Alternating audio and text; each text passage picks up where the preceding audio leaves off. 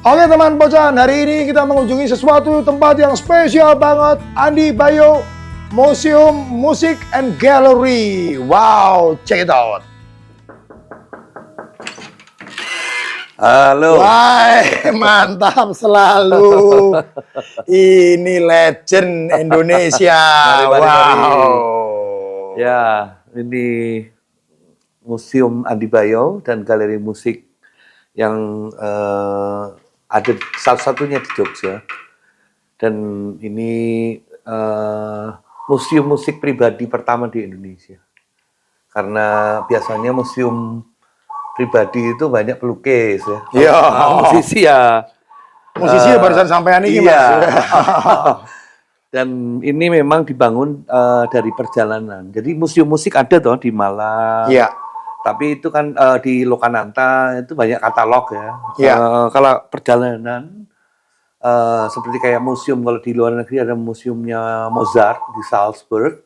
Nah, ini persis seperti museum Mozart yang di Salzburg itu adalah rumah pertama tempat Mozart mulai berkarir di musik.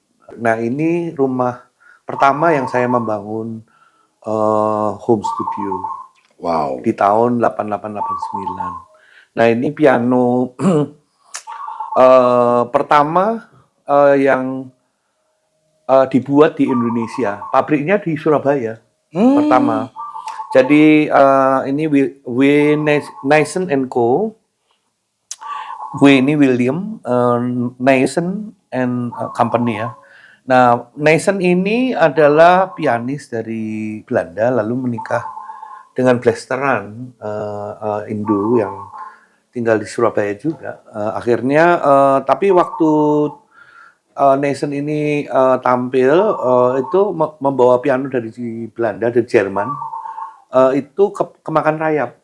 Lalu pada tahun 1890-an, itu Nyssen punya ide untuk mendatangkan mesinnya aja. Jadi mesinnya itu dia melobi pabrik-pabrik piano Jerman, salah satunya di Leipzig, untuk mendatangkan mesinnya. Lalu kabinetnya itu dibuat dari kayu jati, dibangun pertama pabriknya di Surabaya. Nah, jadi ini kalau pianonya dibuka, itu bisa dilihat di video klip saya yang Balade in D minor. Itu ada tulisan fabrikat for the Truppen. Artinya dibuat untuk negara tropis. Oh gitu. Terus ada tulisannya Surabaya dan Batavia. Artinya piano ini dibuat pada era Nyssen membangun dua tempat itu. Itu 1910-an kalau nggak salah dia membangun di Batavia itu. Nah, ini memang nenek saya waktu kecil itu, ini piano nenek saya waktu muda. Jadi dari Surabaya ini. Nenek saya kan memang dari Surabaya. Beliau itu ya piano warisan lah ya. Akhirnya ini diwariskan ke aku, dan aku dulu belajar piano pertama ya pakai ini. Piano. Nah, ini fotoku waktu dengan nenek. Ini rumahnya nenek. Jadi waktu saya belajar dulu, ini foto tahun 90-an, 91. Nah, ini saya dengan nenek. Wow. Jadi waktu sebelum meninggal tahun 99 tuh almarhumah menempelkan kertas bertuliskan nama saya di belakang piano sini. Oke. Luar biasa. Nah, ini lagu-lagu Bayo itu lahir salah satunya ya lagu Kali Ini, itu hits di album kedua itu menggunakan piano ini. Nah, ini memang sejarah keluarga ya. Jadi ini kakek saya. Kakek saya waktu usia 30-an. Beliau dilantik menjadi kepala dinas kesehatan dari zaman Belanda. Jadi beliau sekolah di sekolah kedokteran di Nias di Surabaya. lulus tahun 31, lalu 32 ditempatkan di Jogja. Tahun 36 pada saat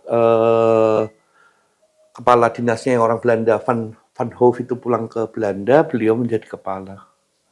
Lalu pada saat Jepang datang ke Indonesia, tahun 40-an, Dinas Kesehatan Belanda itu dibubarkan, lalu kakek saya ini dengan Keraton Jogja.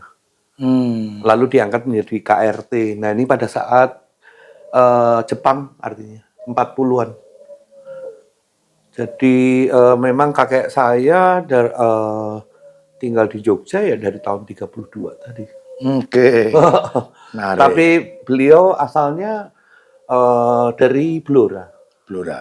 Lahir di Rembang, lalu kemudian sekolah di Surabaya, ketemu nenek saya yang orang Surabaya. Oke. Jadi ya keluarga kami ini dari Jogja, Solo, Surabaya, Semarang. Nah, ini akordion Horner tahun 50-an ininya juga tasnya masih zaman Hitler. Wow. Ini harmonika Horner tahun 30-an. Lalu kalau ini akordion China sekitar tahun 30-an juga. Nah, ini jadi menceritakan ini sejarah alat musik itu dari akustik, lalu di tahun 60-an itu, ini sampai 50-an itu masih akustik, lalu di tahun 60-an itu baru ke organ. Nah, organ tahun 60-an itu ada yang mereknya, ada Yamaha yang Reed organ. Jadi organ tapi jenisnya Reed ya. Kalau ini Hammond tahun 73 ini sistemnya transistor. Jadi dia menggunakan lebih simpel daripada yang menggunakan wheel drive. Nah, lalu dari organ ini lalu berubah menjadi synthesizer ini. Ini termasuk synthesizer pertama ARP Odyssey ini tahun 73 lah. Nah, ini Roland pertama. Generasi pertama itu Roland SH3 dan SH2000. Juga ada yang SH1000, tapi saya nggak punya. Jadi 3 synthesizer pertama Roland itu, pertama SH1000. Yang mana itu, Om? Yang ini. Ini 2000, SH3. Ada satu lagi SH1000. Wow. Nah, itu tahun 73. Ini cuma juga dibuat main ya? Ya. Ini bisa bunyi. Oke. Ini loh buat yang penasaran dengan suaranya Roland SH3A. Lah.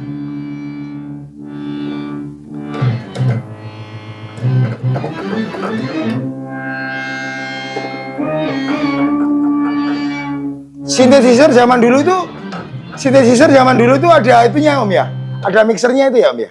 Ini bukan mixer, ini filter. Filter. Ilmu anyar mana ini? Iya, kalau mixer lain lagi. Jadi dia sumber bunyinya itu dari voltase. Jadi gini. Ini ada voltage controller oscillator. Jadi suaranya terbentuk dari 5 oscillator ini. Oscillator itu terbentuk dari voltase. Jadi ini benar-benar analog. Jadi kalau kita contohnya zaman dulu kalau TV selesai itu kan ada suara noise tuh. Iya. Nah itu voltase itu. Oke. Nah, ini terdiri dari 5. Nah, ini oscillator 1. Ini oktavnya. Nah, ini maunya tak arahin ke ini kan semakin rendah ke tinggi. Nah, ini yang paling rendah. Nah, ini oscillator kedua, ketiga, keempat, kelima. Lalu dikirim, ini ada namanya bisa di cut off frekuensinya. Oh. Bisa diatur resonansinya. Oke. Ini baru level, ini kayak amplifiernya. Nah, itu lalu diatur dengan synthesizer itu bisa diatur attack-nya. Semakin kita ke atas, kalau ke atas itu dia lebih lambat. Jadi attack-nya, oh ini dia harus ada dikirim ke sini. Ini nggak pengaruh ini. Jadi kalau synthesizer itu bisa diatur attack-nya, decay, sustain, release-nya. Jadi attack itu waktu pertama dipencet, kalau ini diangkat dia harusnya melambat. Baru gitu. Oke. Nah, decay itu pada saat dia mencapai suara puncaknya, Ya. lalu disustain. Oh. Baru nanti kalau dilepas dia rilis, itu rilisnya. Jadi kalau kita rilisnya panjang, dia kayak ada menggema. Waktu kita lepas suaranya masih ada kayak bell gitu. Itu tahun 74 sudah teknologinya sudah seperti ini. Ini 73, saya salah. 73. Oke. Ini tuh tahun 73. Tapi synthesizer tuh konsepnya begitu. Nah, kalau organ itu dari wheel drive ini. Jadi kayak momen ini.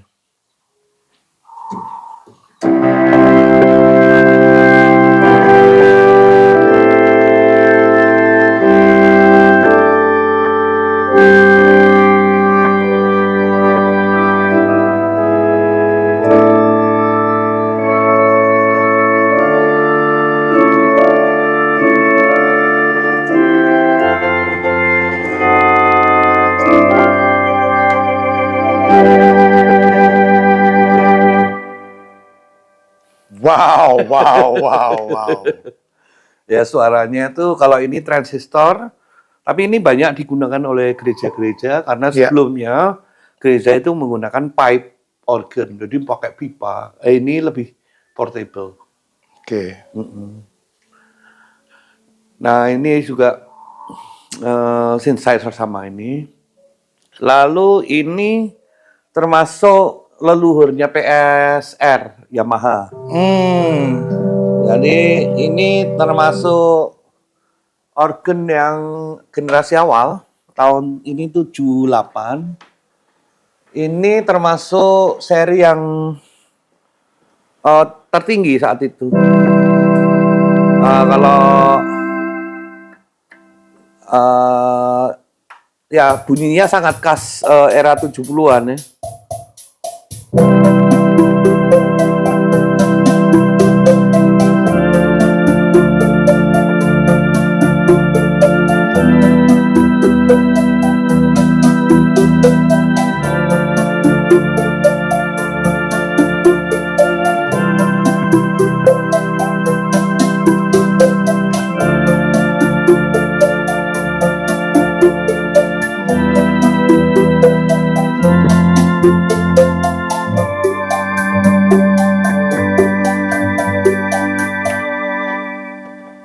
Itu langsung kejamnya ibu kota itu loh, film-film Ateng Iska. Film-film Ateng Iska. Iya. Zaman Monas masih Hotel Indonesia itu masih sepi. Ya, era-era tahun ini musiknya, ilustrasinya.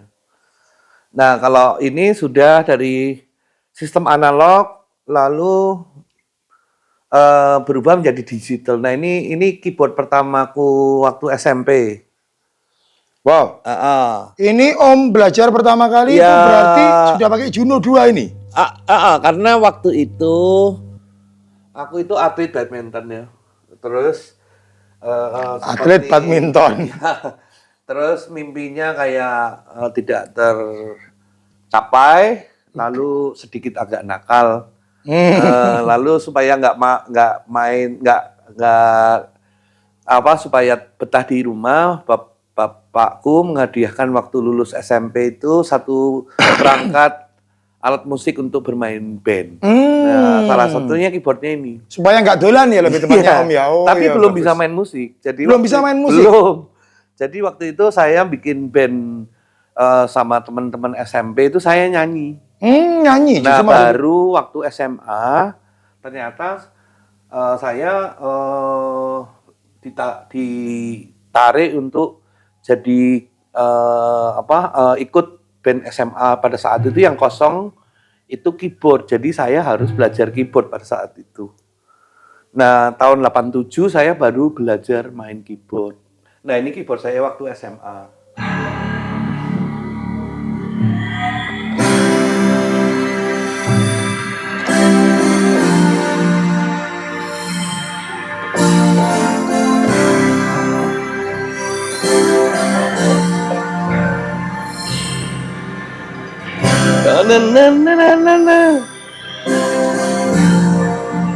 Barcelona. Ya. Wow. Roland J50.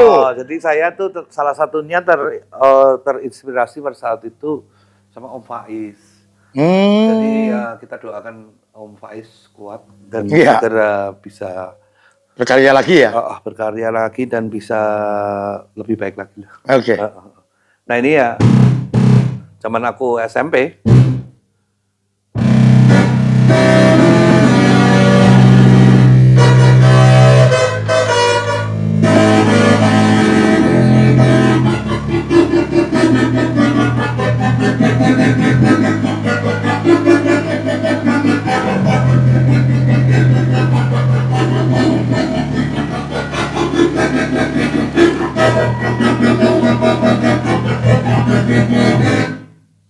Mantap. Nah, ini lebih kuno lagi tahun 81, tapi saya punya saat saya udah di Jakarta ini. Sudah koleksi aja ya, Om ya? Koleksi.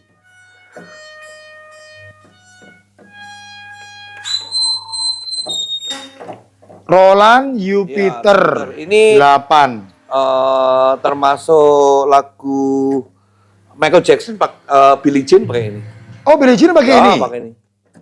Duran apa semua pakai ini. Pakai Roland Jupiter 8. Ini salah satu keyboard ikonik di zamannya. Di zamannya tahun 80 ini one of the famous.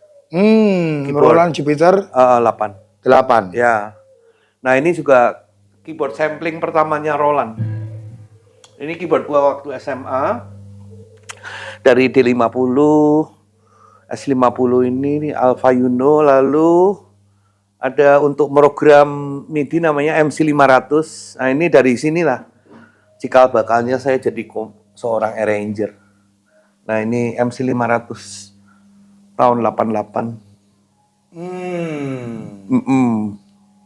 Dari sinilah saya menjadi seorang arranger itu dari peralatan MIDI ini. Nah, dari analog tadi menjadi digital, sebelumnya ada sistem namanya FM yang sangat terkenal namanya DX7 ini. Iya, DX7. Jadi transisi dari analog sebelum menjadi digital itu ke FM dulu namanya. FM synthesizer. Nah, salah satunya DX7 ini, Casio Z1000 ini pakai FM. Ini keyboard saya SMA juga waktu itu. Oke. Ya, dari ini perjalanan akhirnya saya bisa dikontrak oleh Roland itu di tahun 2004 sebagai seorang endorser, artis Roland artis sampai 17 tahun. Sampai saya dikirim ke Hamamatsu di Roland Headquarter tuh 2 kali, dan di sana saya juga salah satu keyboard yang dipakai Ahmad Dhani itu XPS 30. Nah, di sini XPS 10 itu salah satu konseptornya itu adalah saya. Wow. Karena ada di dalam XPS 10 tuh ada sound yang saya desain. Wow. Dan memang pada saat di Jepang itu saya tanya apa di interview apa yang kira-kira di Indonesia bisa meledak dan ternyata meledak. Saya punya usul untuk jangan dikurangi soundnya dari generasi sebelumnya yang Juno, DI, ya dari generasi Juno itu, lalu generasi D50, semua saya pilihkan sound-sound yang killer tones, yang famous pada saat itu, lalu saya kompilasi ke dalam XPS 10 tadi. Lalu saya juga punya ide untuk dibuat casingnya itu di Indonesia pada saat itu, sehingga bisa menekan harga, dan pada saat dibuat itu juga saya punya ide untuk tetap dipertahankan samplingnya, sehingga bisa mengimport sound ke sana, ke XPS 10 itu, dan juga ringan. Dan itu akhirnya memang jalankan. Wow. Dan memang betul XPS 10 itu menjadi keyboard favorit para pemain kafe karena memang enteng, harganya terjangkau, dan kemampuannya termasuk lengkap. Ya, saya bilang ini kan museum perjalanan ya, artinya saya dari belajar perjalanan journey saya ke musik ya. Tahun 87 tadi, 86 lah. 86 waktu saya dibelikan satu perangkat alat musik untuk ngeband sama bapak. Dari situlah journey musik museum ini mulai dimulai, dari koleksi kaset juga sampai ya terakhir Nord tadi. Makanya saya bilang muara terakhir saya ya Nord ini. Tahun 2023 saya gabung dengan Nord. Lalu tahun 2024 itu official statusnya itu sebagai international artistnya Nord, dari Swedia, handmade keyboard handmade dari Swedia. Indonesia itu artisnya internasional ada dua, saya dengan Indra Lesmana, Mas Indra. Ya. Jadi ya dari Roland itu saya hampir 17 tahun itu mewakili untuk karya-karya saya yang di industri. Nah begitu masuk karya-karya yang saya yang serius, yang kayak Java War, itu memang Nord ini sangat cocok karena memang suara-suaranya itu, samplingnya, pianonya terutama ya, itu sangat realistik. Gitu. Lalu kalau ini kebetulan museum saya juga bekerja sama dengan Gibson. Gibson, Evipon, dan Kramer itu satu grup. Kebetulan kita ada beberapa program yang ke depan untuk dengan brand-brand yang ada di sini, termasuk juga Alesis drum elektrik, tapi dia bentuknya kayak drum asli. Nah di sana ada koleksi bass-bass yang dari almarhum Erwin Pras Dewa, pada saat beliau masih di Dewa 19 sampai terakhir di Evo, itu bass yang digunakan. Nah yang merah itu punyanya Erwan Stinky, dulu dihadiahkan oleh produsernya saat lagu Mungkinkah meledak. Dibeli di Guitar Center di Hollywood. Di sebelahnya itu saya dapat dari muridnya Mas Prabedharma dari Krakatau. Ini vendor seri signature seriesnya Marcus Miller. Di sebelahnya juga Marcus Miller. Nah, Kramer di sini ada Kramer yang di Verdown sama Kramer Baretta itu yang digunakan Eddie Van Halen untuk album Jump.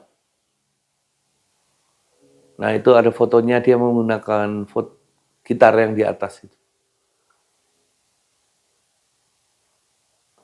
Nah, ini Gitar Kramer ini memang terkenal saat tahun 80-an. Nah, ini memang dipakai Eddie Van Halen pada tahun 84 sampai 90-an lah. Nah, kalau ini Gibson yang standar yang tahun 50, yang ini tahun 60. Jadi ini Gibson standar tahun 50 tuh ya ini.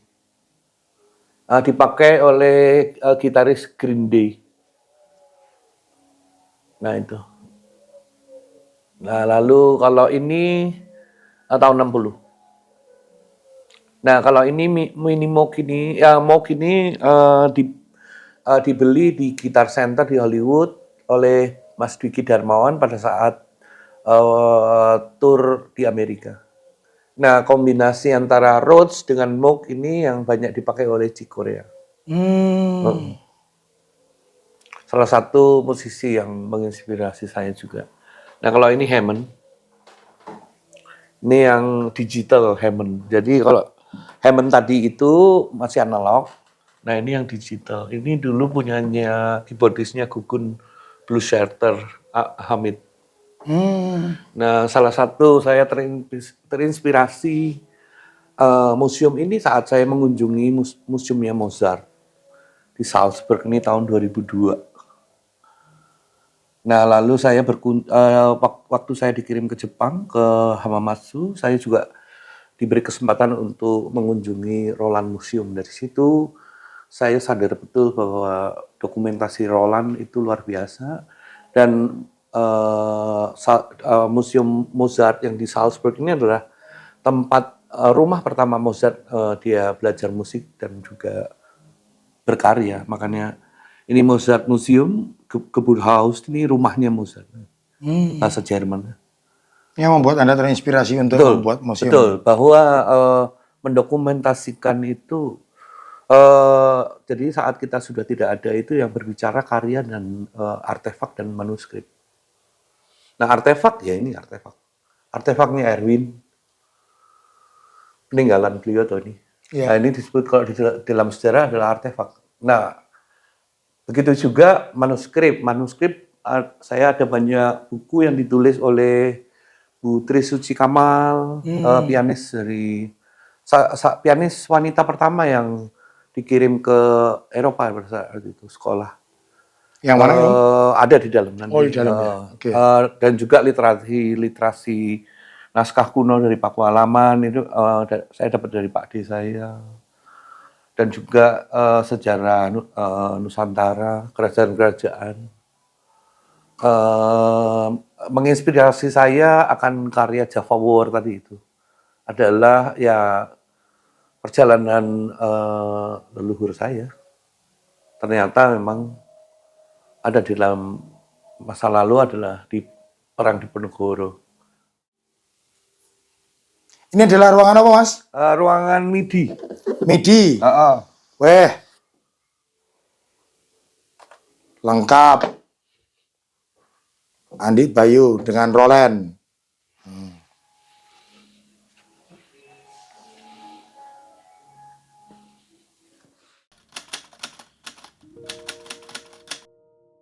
Ya, jadi harapannya tentu bisa memberi manfaat bagi generasi selanjutnya untuk ya ini tadi mengenal sejarah perjalanan alat musik, media rekam, dan juga perjalanan dari saya sebagai seorang musisi yang tentu itu pada zaman saya awal itu mungkin seperti dianggap tidak umum lah ya, memilih musik menjadi sebuah profesi. Pada zaman itu musik itu adalah masih hobi. Nah, jadi pesan saya jangan takut untuk berbeda. Jangan takut untuk keluar dari zona nyaman. Lalu raihlah mimpi setinggi mungkin. Dan tentunya harapan saya di museum ini akan menjadi pusat pendidikan, pelatihan untuk khususnya piano, keyboard, dan bisa melahirkan musisi-musisi hebat di masa mendatang. Thank you Mas Andi. Mantap Oke. selalu. Wow.